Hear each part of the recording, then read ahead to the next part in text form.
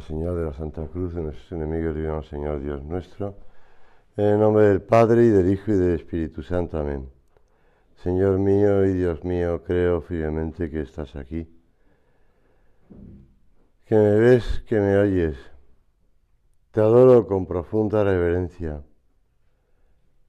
Te pido perdón de mis pecados y gracia para hacer con fruto este rato de oración. Madre mía Inmaculada, San José, mi Padre y Señor, Ángel de mi guarda, interceded por mí.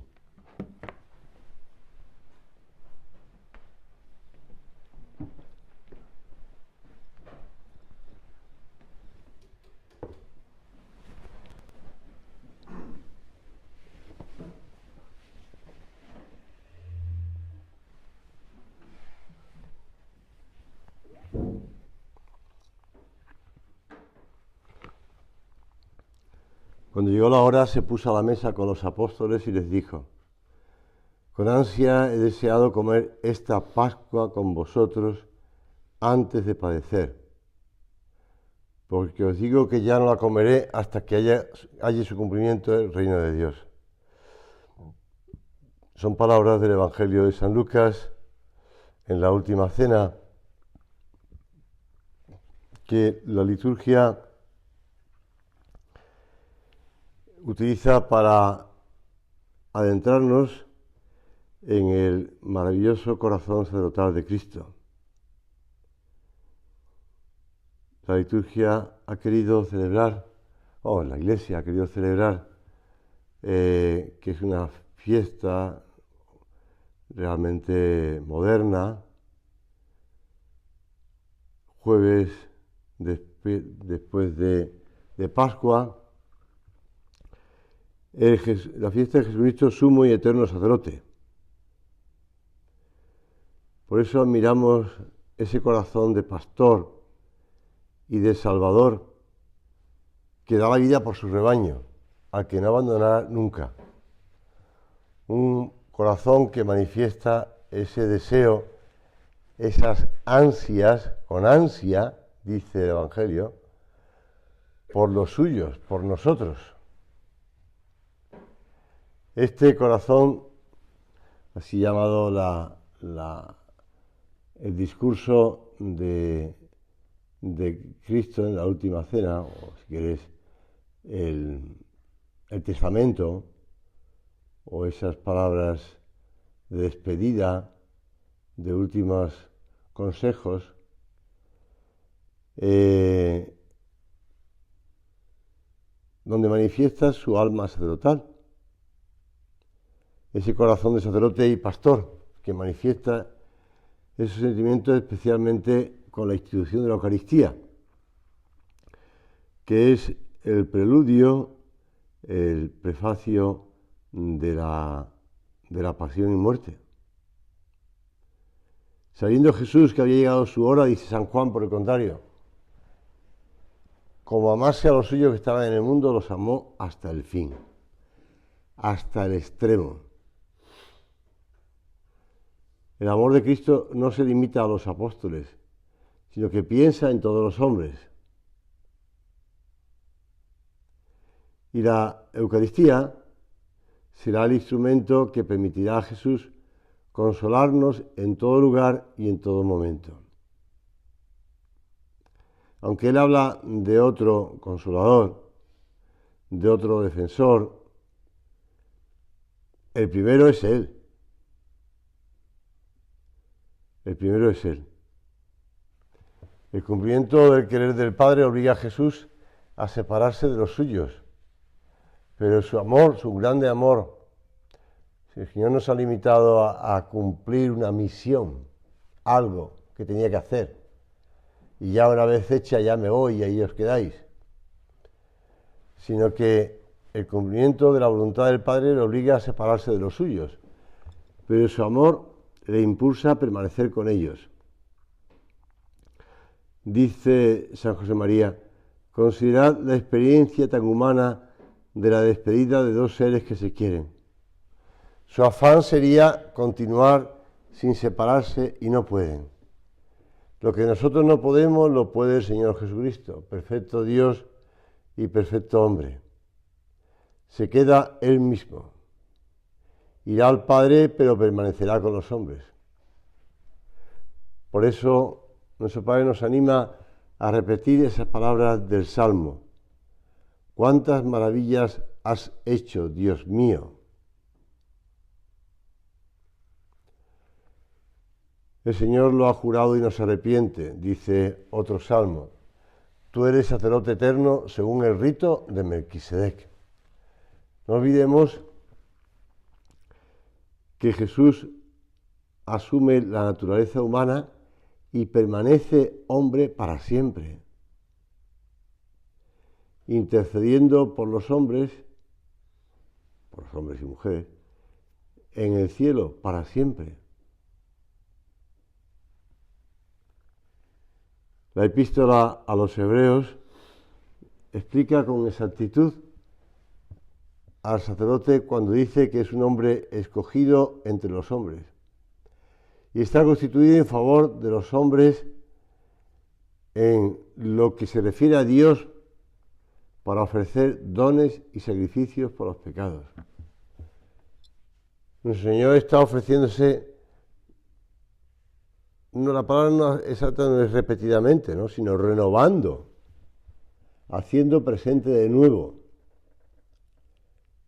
el memorial de su pasión. Por eso el sacerdote, mediador entre Dios y los hombres, está íntimamente ligado al sacrificio que ofrece. Este es el principal acto de culto en el que se expresa la adoración que la criatura tributa a su Creador. En estos días estoy leyendo ese libro gordo, porque es gordo, de la biografía del Papa Benedicto XVI, que no solamente se atiende a los años de Papa, sino también desde su nacimiento o antes del nacimiento. Y ya he pasado la época que está de asesor teológico del cardenal Frick y en el Concilio Vaticano II. Y bueno, pues va diciendo algunas cositas, no dice muchas, yo creo que para no cargar las tintas, ¿no?, realmente. Pero las muchas cosas que se produjeron, y entre otras, en la celebración de la Eucaristía, de la misa, a raíz de algunas doctrinas teológicas que se quisieron introducir en el concilio, que no salieron adelante, pero que algunos neomodernistas continuaban. Como pues se celebra la misa de algunos modos que eran totalmente contrarios al querer de Dios y de la Iglesia, además. En el Antiguo Testamento los sacrificios eran ofrendas que se hacían a Dios en reconocimiento de su soberanía y en agradecimiento por los dones recibidos. Eran símbolo e imagen del sacrificio auténtico que Jesucristo, llegada a la plenitud de los tiempos, había de ofrecer en el Calvario. Y por eso en el misal romano se recoge que Jesucristo, constituido sumo sacerdote para siempre, se ofreció a sí mismo como víctima gratísima a Dios, de valor infinito. Quiso ser al mismo tiempo sacerdote, víctima y altar. Se repetía en estos días pasados del tiempo pascual, en el prefacio pascual, en uno de los prefacios pascuales. En el Calvario Jesús hizo la ofrenda de alabanza y de acción de gracias más grata a Dios que se pudiera concebir. Fue tan perfecto, diría Santo Tomás de Aquino, este sacrificio de Cristo que no puede pensarse otro mayor. Bueno, lo recoge él. Una gota de la sangre derramada por Cristo hubiera bastado para redimir todos los pecados de la humanidad de todos los tiempos. En la cruz, Señor, tú estás pidiendo por tus hermanos los hombres, y esa petición fue escuchada con sumo agrado por el Padre. Y ahora continúas intercediendo por nosotros. El Papa Pío XII, en una encíclica muy conocida, también es preludio o inicio, o si quieres, prefacio de la reforma litúrgica. En la Mediator Dei dice: Jesucristo en verdad es sacerdote, pero sacerdote para nosotros, no para sí, al ofrecer al Eterno Padre los deseos y sentimientos religiosos en nombre del género humano.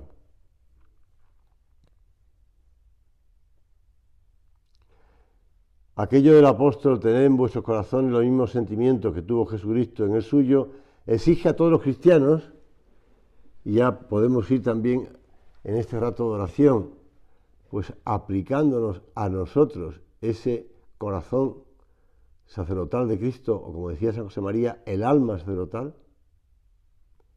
por nuestro bautismo, que imiten su humildad y eleven a la suma majestad de Dios la adoración, el honor, la alabanza y la acción de gracias. Y exige además que de alguna manera tú y yo, continúa el Papa, adopten la condición de víctima, abnegándose a sí mismos según los preceptos del Evangelio, entregándose voluntaria y gustosamente a la penitencia, detestando y confesando cada uno sus propios pecados. Yo a veces suelo repetir a algunas personas una idea que me parece que no estoy yo descaminado, y es que tengo la impresión de que en las familias, en cada familia, tiene que haber alguien, el padre o la madre o una de las hijas o uno de los hijos, que asuman, digamos, por decirlo así, el papel de eso que dice aquí, la condición de víctima, por salvar a la familia, por llevar al cielo a la familia. Pero bueno, yo creo que son todos. Pero bueno, en la familia yo creo que especialmente hay siempre alguien. Pues esta es misión redentora de toda la Iglesia, y que añade el Beato Álvaro del Portillo, y su cumplimiento se encomienda a todos los miembros del pueblo de Dios, que por los sacramentos de iniciación, bautismo, confirmación, Eucaristía, se hacen partícipes del sacerdocio de Cristo para ofrecer a Dios un sacrificio espiritual y dar testimonio de Jesucristo ante los hombres. Todos nosotros, tú y yo también, participamos de ese sacerdocio de Cristo, especialmente los ordenados por el sacramento del orden, los presbíteros, pero todos, con alma verdaderamente sacerdotal, santificando el mundo a través de esas tareas ordinarias, seculares, como quieras llamarle, esas tareas de cada día, ese trabajo, esas relaciones sociales, ese oración y sacrificio, ese apostolado diario, pues todo eso unido, por supuesto, a la misa. Como dice el sacerdote, orad, hermanos, para que este sacrificio mío y vuestro, reparando por los pecados de cada día que se cometen en el mundo, ofreciendo en la Santa Misa sus vidas y sus trabajos diarios. Ese pan y ese vino, fruto del trabajo del hombre.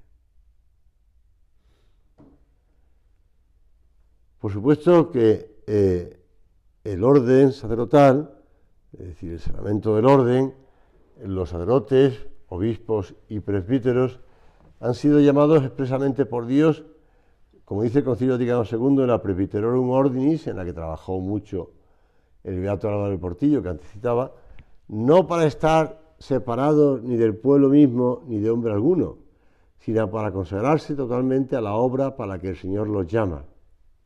No podrían ser ministros de Cristo si no fueran testigos y dispensadores de una vida distinta de la terrena, ni podrían servir si permanecieran ajenos a la vida y condiciones de los mismos.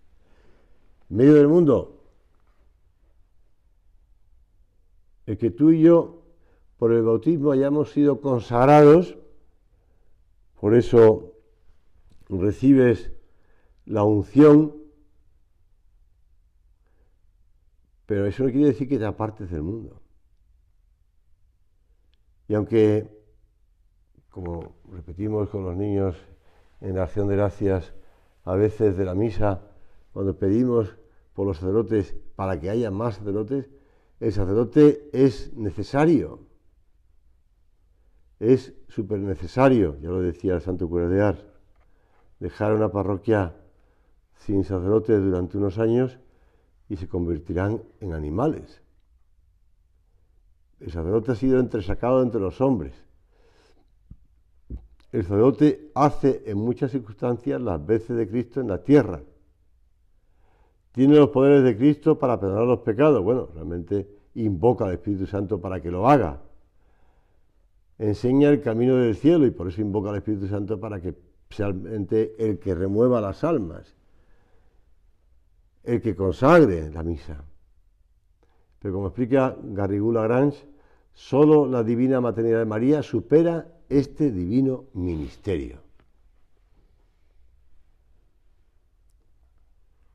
El sacerdocio es un don inmenso que Jesucristo ha dado a su Iglesia.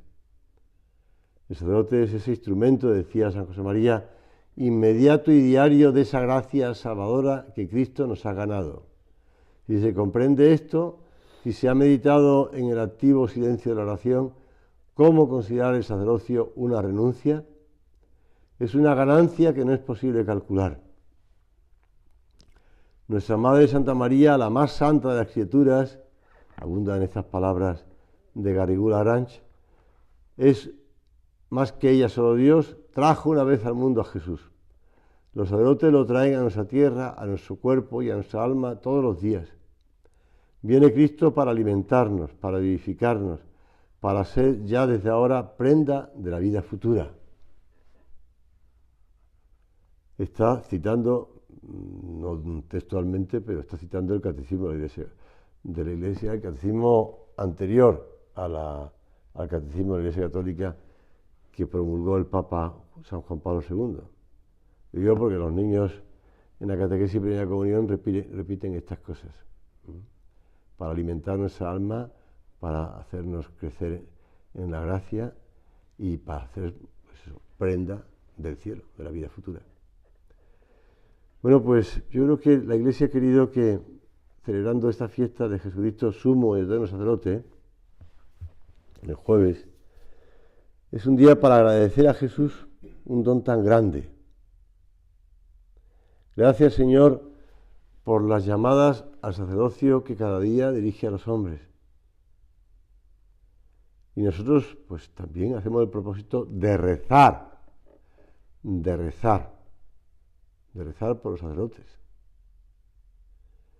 En estas anécdotas recogidas en esos libros que utilizo para, de vez en cuando, para sacar anécdotas, más que anécdota puede parecer un chiste, pero bueno. Suena el timbre del portal en un piso. La señora de la casa pregunta: ¿quién es? Soy el afinador de pianos, responde el que está llamando. Yo no he llamado a ningún afinador de pianos, replica la mujer. Usted no, señora, me han llamado los vecinos. Ya digo que parece un chiste, pero no olvidemos que nuestra vida repercute en los que nos rodean, en los vecinos que escuchan cómo tocamos el piano, ¿no? O la trompeta. No sé si tú has vivido cerca de alguien que ensayaba la trompeta en la terraza de su casa y se le oía todos los días. Repercute en los que están a nuestro lado. San Juan Pablo II lo decía a los sacerdotes, aunque esto es válido para todos. somos responsables ante las almas que tratamos y ante Dios, no sólo de lo que hemos hecho por ellas, sino en primer lugar de lo que hemos hecho por nosotros mismos. Por nosotros mismos, dice el Papa. Ya que de nuestra santidad depende nuestra eficacia y por tanto en buena parte su salvación.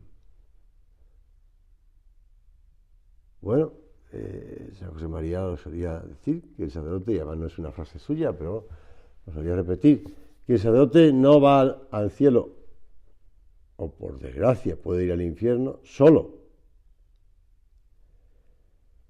Por eso el mayor bien que podemos y debemos hacer a los otros es tratar de ser santos.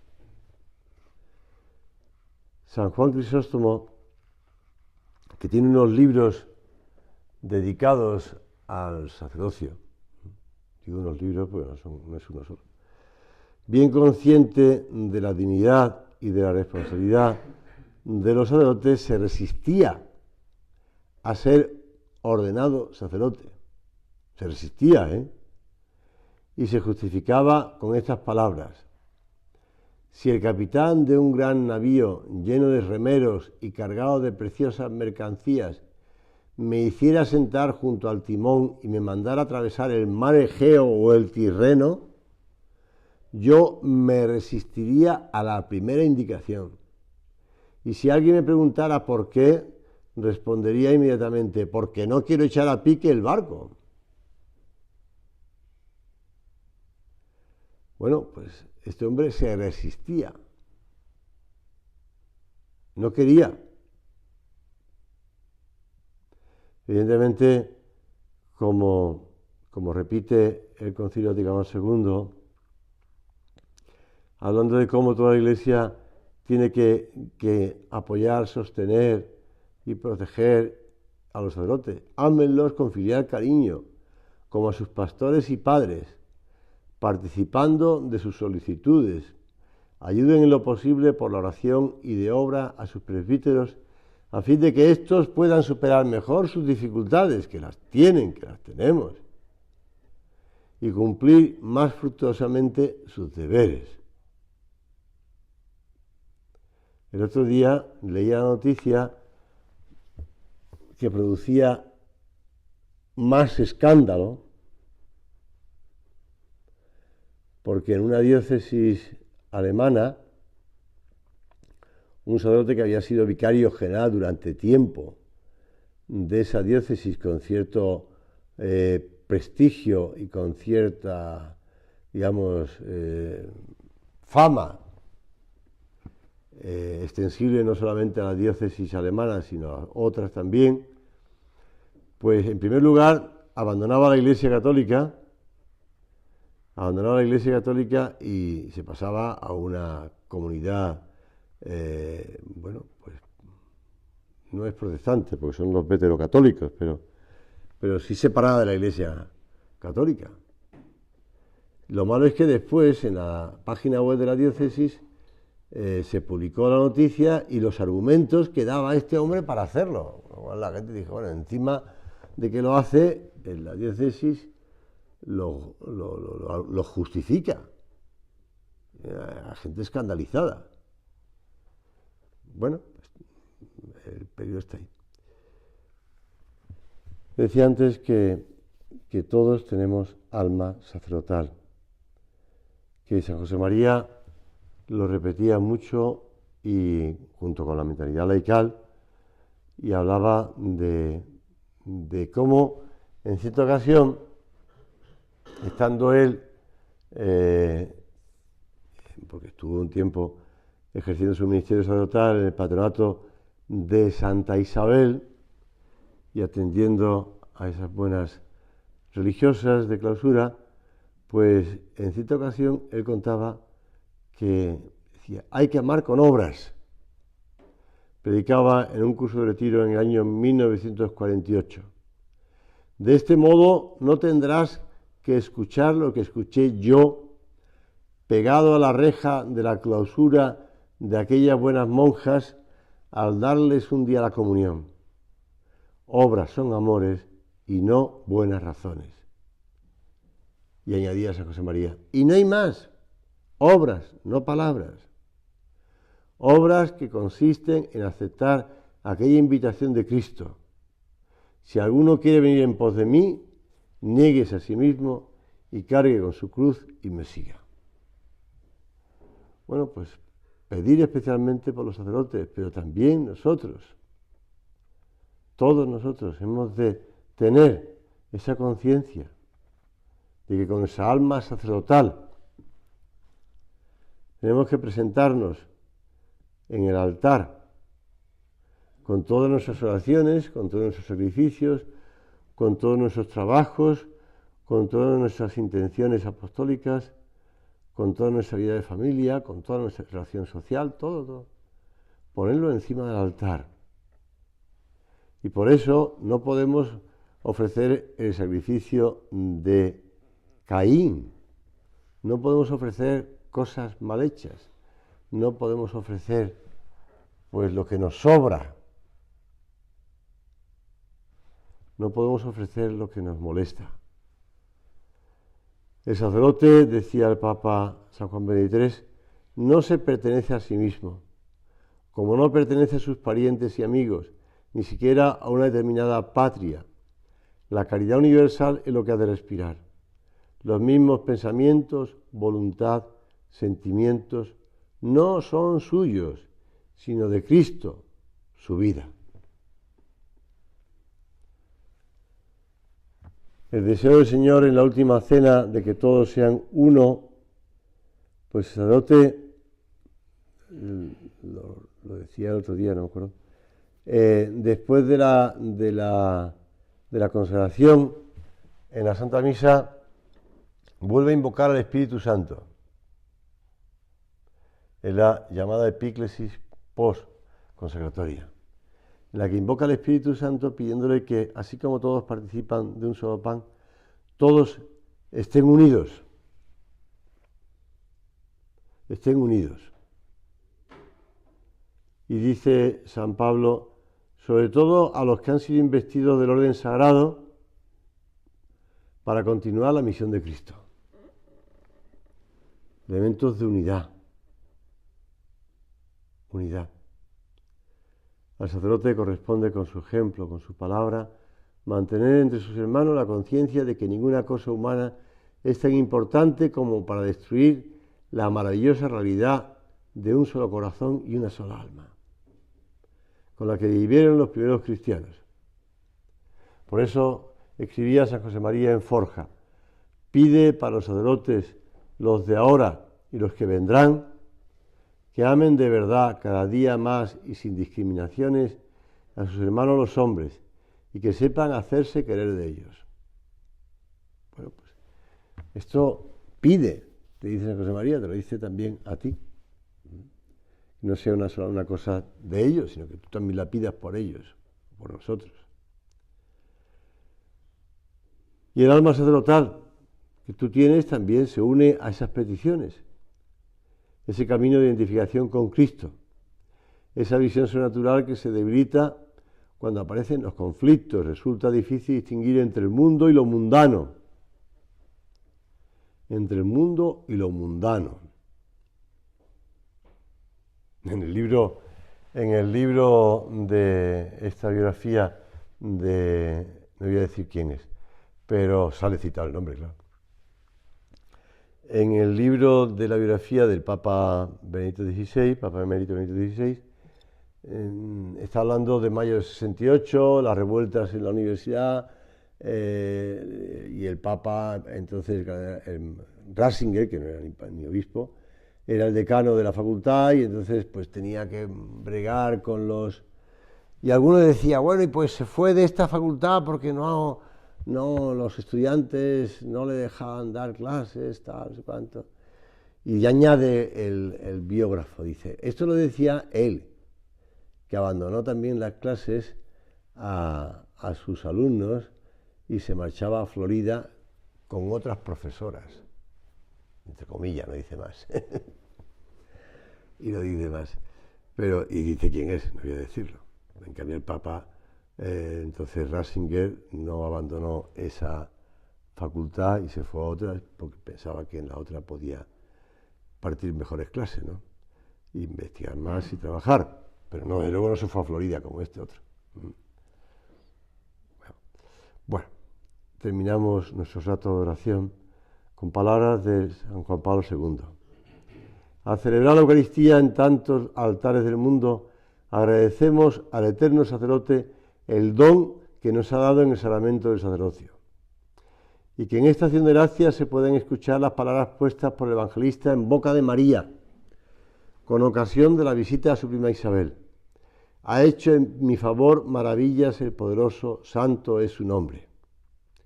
Demos gracias a María por el inefable don del sacerdocio, por el cual podemos servir a la Iglesia a cada hombre. Demos gracias incesantemente por esto, con toda nuestra vida, con todo aquello que somos capaces. Juntos demos gracias a María, Madre de los sacerdotes. ¿Cómo podré pagar al Señor todo el bien que me ha hecho? La copa de salvación levantaré e invocaré el nombre del Señor. Son palabras del Salmo 115. Pues demos gracias a la Santísima Virgen.